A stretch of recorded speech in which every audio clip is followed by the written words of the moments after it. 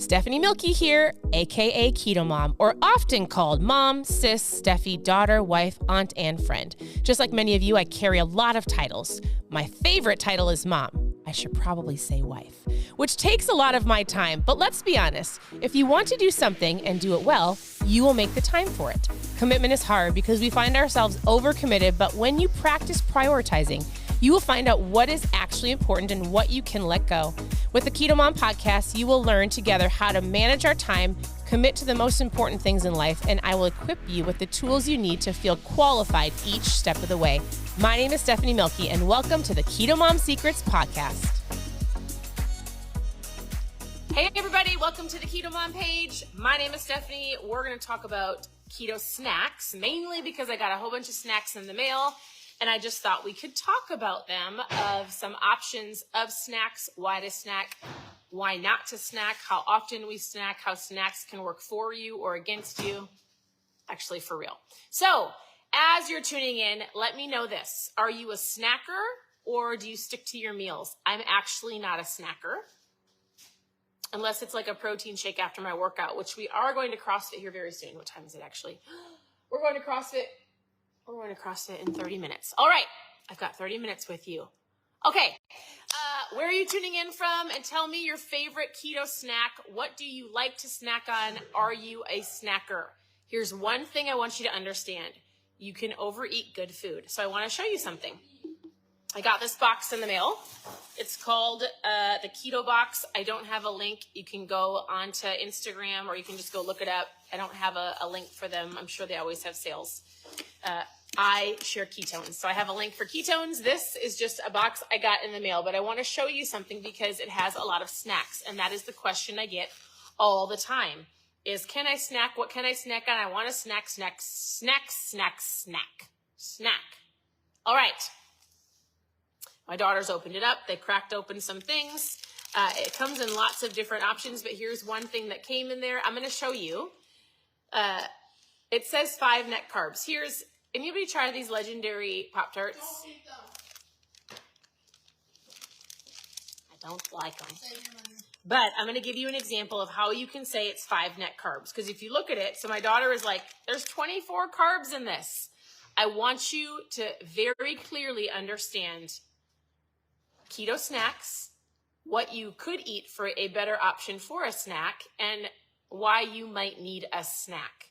We overeat good food. People overeat good food. And oftentimes people just overeat.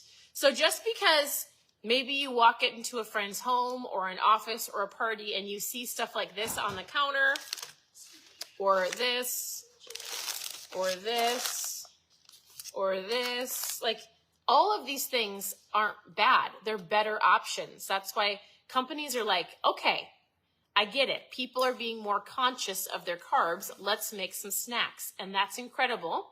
You have to be very aware. Just because it says something like a fat ketogenic nut bar, you still want to look at the ingredients, right? So when somebody's focusing on fat, like I often have people go, I can't lose any fat. I don't know what to do. And I often go, all right, tell me exactly what you're eating. I needed to know how often you're eating, how often you're snacking. And usually what I find out is they're overeating, whether it's prepackaged keto snacks or even like I'm eating a whole avocado, but I'm technically not super strict keto, whatever the case may be. I'm going to give you some of my favorite options. These options aren't bad, right? These options, and here's how you know, is for example, this Pop-Tart has 24 carbs.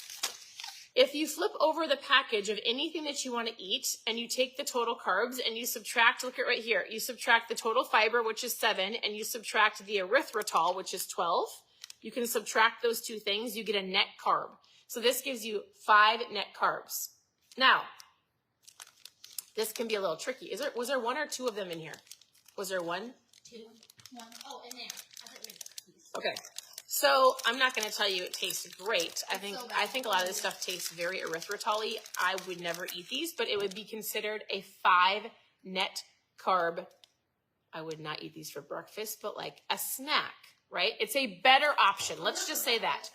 You could eat it for breakfast. It's a better option than, let's say, the regular Pop-Tarts, right? If you love it and that's your jam, there you go. I don't like Pop-Tarts in general.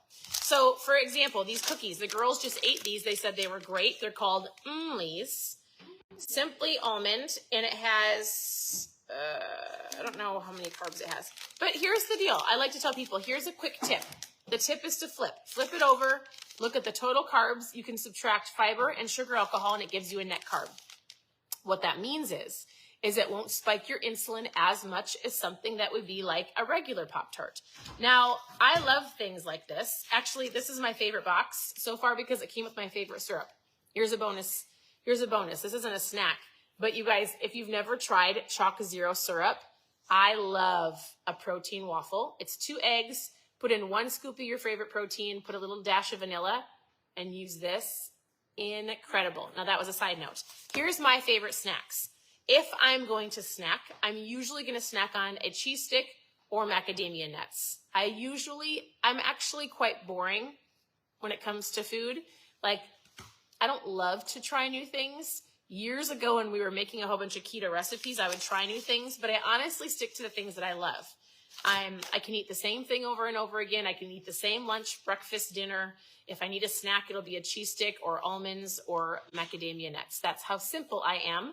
But I realize some of you are not the same and you like to have a whole bunch of options. So these keto boxes are fun. It gives you things to try without buying a whole bunch. But I want you to honestly think about this as you're going throughout your day. When you find yourself going to a keto box, right, or any type of keto snack, I want you to ask yourself, am I hungry or am I bored? Hi, everybody. Thanks for saying hi. You're so sweet. Am I hungry or am I bored? You do not need to be eating every 2 hours. You don't need to eat a snack just because it's in front of you. Out of sight, out of mind, you can overeat good food. So if you can understand the concept of, if I'm not hungry, I don't need to eat. If I'm not hungry, I don't need to eat. I don't need a snack because everybody else is snacking. Like I probably need some water. So I think of these types of snacks as like traveling snacks, on the go snacks. Maybe you're running out the door and you've got 2 kids to drop off at sports and a piano lesson and you've got to wrap around and you're in the car for 2.5 hours. Like, keep some of these things in the car. They're a better option so you don't go through the drive-through. But they do not need to be an every single day option. Does that make sense? So there's no shortage of keto snacks. Now, my favorite things are super simple. Almonds, macadamia nuts, cheese sticks, pickles, hard-boiled eggs. Like, I love all of those things, and I would actually gravitate towards those even before I gravitate towards something else. Most of the time, yes, you need water.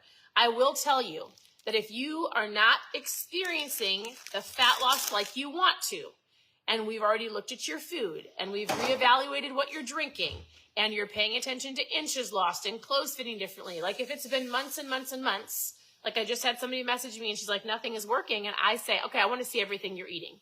I want to see actually what you're eating, how much you're eating, and actually help you understand the amount of food.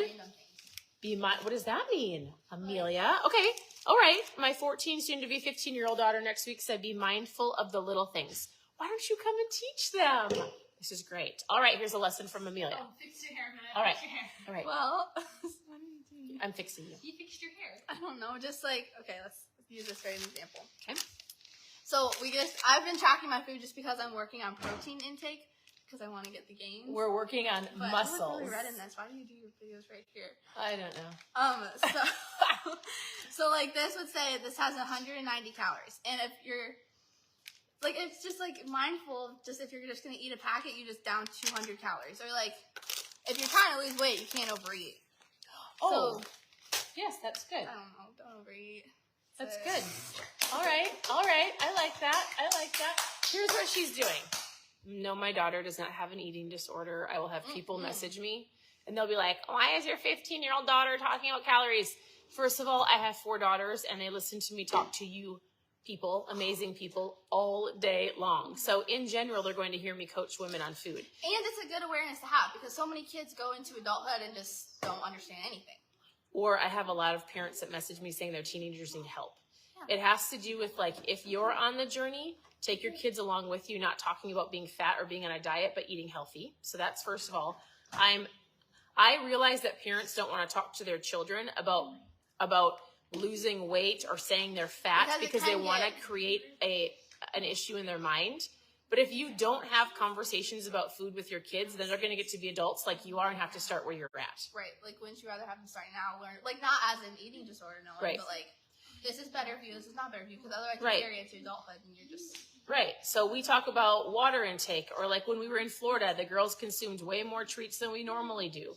And they are very well aware of it. If they feel like garbage, the first thing I say is, what did you eat? Right? Or tell me the foods that you ate, or let's make sure we understand that food usually correlates to feeling good or bad, helping them understand that so they make better choices. Amelia is, all the girls are in CrossFit. Her goal is to have some serious muscles. So I said, you've got to up your protein. That's what I was taught by Dr. Ryan, who created ketones. And so there's just so many things that you can teach your kids on a healthy version to have a healthy relationship with food. And it starts with you. It starts with your words. It starts with taking them on the journey with you. It starts with, just so you know, I mean, we all know this. Kids watch and they emulate, they copy what you do, right? So, or they do the opposite. If you're constantly saying you're fat, or mom needs to lose weight, or dad needs to lose weight, Just or what like, you say. or they're going to go, I'm not going to eat that salad. That's mom's food and she's on a diet. I'm going to go eat something else. Watch your words. Like, be mindful of what you're saying. Your goal is to get healthier and stronger, to feel better, to walk further, right? To sleep better, to have a happier attitude. If you don't feel good, you're crabby. And so that was not my snack conversation. It totally got into a different random spot. No, I don't care. I think it's great, Mia. But I will tell you this. If you are a snacker, be mindful of your snacks. Be mindful of how often you are snacking. I cut my finger. And you don't need to eat if you're not hungry. And all of these prepackaged snacks, whether I like them or you like them or I don't and you don't, doesn't matter. You don't need to be eating stuff like this every single day. But I think of this as like, I'm going to the zoo. I'm going to maybe even like the movie theater, or I'm going to go to a party, put something in my bag to have with me, not on the counter every single day. Right? You can choose things like almonds, cheese sticks, pickles, hard-boiled eggs on the every single day if you need a snack. These things I feel like are used for fun, special occasions, because if you're not experiencing the fat loss that you want, then be very aware and pay attention to the snacks that you're eating and how many prepackaged snacks, because it is still a prepackaged snack. Does that make sense? And so thanks for tuning in. I would love for you to press the share button. The boxes are always fun to open because I like to see what's in them. I don't have a link, but you can just go to Instagram and type in the keto box, or message me with any keto, low carb, any questions that you have. Listen, I've got 4 daughters. We homeschool. We work from home. We love to share food things with you. All of those things, I am here to help you. I am here to answer your questions. We're doing a late workout today, so we're going to CrossFit at 4:30. And again, I'm not a snacker, but I was like, I need to have something. So I'm actually drinking my protein shake before I go to the gym. I usually drink it after, but it's a keto protein, which I'm trying lemon shortcake. It's incredible. It's from my company called Prove It. We have a fun sale going on. If you missed my live this morning, we're celebrating 7 years of drinking ketones and an incredible tool. So if you need a protein or drinkable ketones or electrolytes, if you've never tried my mom fuel, it's anybody fuel. You can post sale in the comments and we'll chat. Otherwise, I'm here to help. I hope you guys have an incredible day. I look forward to chatting with so many of you. And that's it. We'll talk to you soon. Bye, everybody.